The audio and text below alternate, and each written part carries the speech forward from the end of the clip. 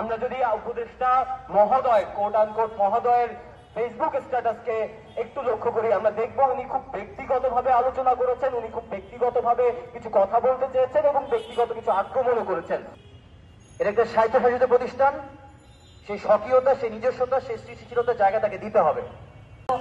ফারুকী ভাইয়ের পোষ্যদের সেই শব্দচয়নগুলো আমার জন্য হাস্যকর, এবং আমার মনে হয়েছে যে যেই ধরনের কালচার ওনারা তৈরি করতে চান, তোষামতি, ব্যাটাগিরি, পোষ্য বানানো, সেগুলোর সাথে অবশ্যই জামিল স্যার কাজ করতে পারবেন না, এবং সে তার সাথে আপোষ করার কোনো কারণই নাই, আমি কোনো কারণও দেখি না।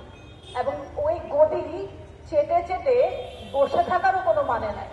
তো আমরা যেই গণঅভ্যুত্থান পরবর্তী যেই দেশের কথা বলি, সেই দেশ যদি আপোষ করতে হয়, আমলাতন্ত্রের পোষ্য হতে হয়, তাহলে সেই দেশ আমরা চাই না। জামিল আহমেদ একটা কথা বারবার বলছিলেন, তিনি বলছিলেন এই আনাসদের প্রতি দায়বোধের জায়গা থেকে তিনি দায়িত্ব নিয়েছেন। আমি জানি না আসলে বাংলাদেশ সরকারের কয়েকজন উপদেষ্টা এই আনাসদের প্রতি দায়িত্ববোধের জায়গা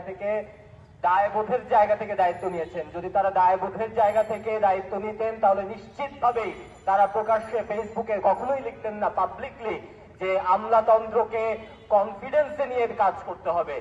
তারা যদি আনাসদের প্রতি দায়বোধের জায়গা থেকে দায়িত্ব নিতেন তাহলে নিশ্চিতভাবেই এক একজনের আমলনামা যদি আমরা চেক করি তাহলে দেখব যে তাদের আসলে আমলনামায় কি কি র্যাডিক্যাল পরিবর্তন হয়েছে। আমরা যদি উপদেষ্টা মহোদয় কোট আনকোট মহোদয়ের ফেসবুক স্ট্যাটাসকে একটু লক্ষ্য করি, আমরা দেখব উনি খুব ব্যক্তিগতভাবে আলোচনা করেছেন, উনি খুব ব্যক্তিগতভাবে কিছু কথা বলতে চেয়েছেন এবং ব্যক্তিগত কিছু আক্রমণও করেছেন।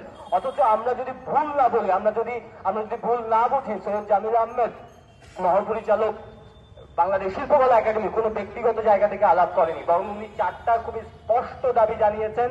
তিনি বলেছেন বাংলাদেশের যে বাজেট, সেই বাজেটের 0.5% যেন সংস্কৃতি খাতে বরাদ্দ দেওয়া হয়। 0.5% যদি হিসাব করি সেটা 150 থেকে 200 কোটি টাকা কিংবা এরকম একটা সংখ্যা দাঁড়ায়। সুতরাং আমরা বাংলাদেশ সরকার যে অভ্যুত্থানের মধ্য দিয়ে দায়িত্ব নিয়েছে, সেই সরকার যদি বাংলাদেশের শিক্ষাকে, বাংলাদেশের সংস্কৃতিতে মনোযোগ না দেয় এবং সেখানে বরাদ্দ না বাড়ায়, তাহলে তো নিশ্চিতভাবে এই গণ অভ্যুত্থানের যে গণ আকাঙ্ক্ষা সেটা পূর্ণতা লাভ করবে না। এবং সেই পূর্ণতা লাভ যেন করে, সৈয়দ জামিল আহমেদ যেমনটা বলছিলেন যে আনাসের প্রতি দায়বোধের জায়গা থেকে, আনাস কোন আনাস আমি আপনাদেরকে মনে করিয়ে দিতে চাই। আনাস সেই আনাস, একটা বাচ্চা ছেলে যে দিনের পর দিন আন্দোলনে যুক্ত হতে চেয়েছিল কিন্তু তার বাবা মা তাকে যুক্ত হতে দেয়নি। অবশেষে একদিন ভোরবেলা সকালবেলা সে একটা চিঠি লেখে, সে চিঠিটা লিখে তার বাবা মার উদ্দেশ্যে রেখে যায়। সে চুপি চুপি তার বাসা থেকে বের হয়ে আন্দোলনে যায়। সেই বাচ্চা ছেলে আনাসের প্রতি দায়বোধের জায়গা থেকে সৈয়দ জামিল আহমেদ দায়িত্ব নিয়েছেন, এবং সেই দায়বোধের জায়গাটা এইটা যে বাংলাদেশের যে সামনের বিনির্মাণ আমরা করতে চাই, সেই নতুন বাংলাদেশটা হবে বহুত্ববাদের বাংলাদেশ। পরিষ্কারভাবে বলতে চাই যে আমার শিক্ষক সৈয়দ জামিল আহমেদ যে 4টি শর্তের কথা বলেছেন সেগুলো একদম আমার কাছে যৌক্তিক একটা শর্ত বলে মনে হয়েছে। সেই 4টা শর্ত শুধু না, এরকম অসংখ্য শর্ত দেওয়া হয়েছে বিভিন্ন জায়গায়, কিন্তু কোনো কিছু আসলে মেনে নেওয়া হচ্ছে না, এটা শুরু থেকে। আর শিল্প নির্মাণ করবেন আপনি, সেখানে আপনি শর্ত দিয়ে শিল্প নির্মাণ করবেন।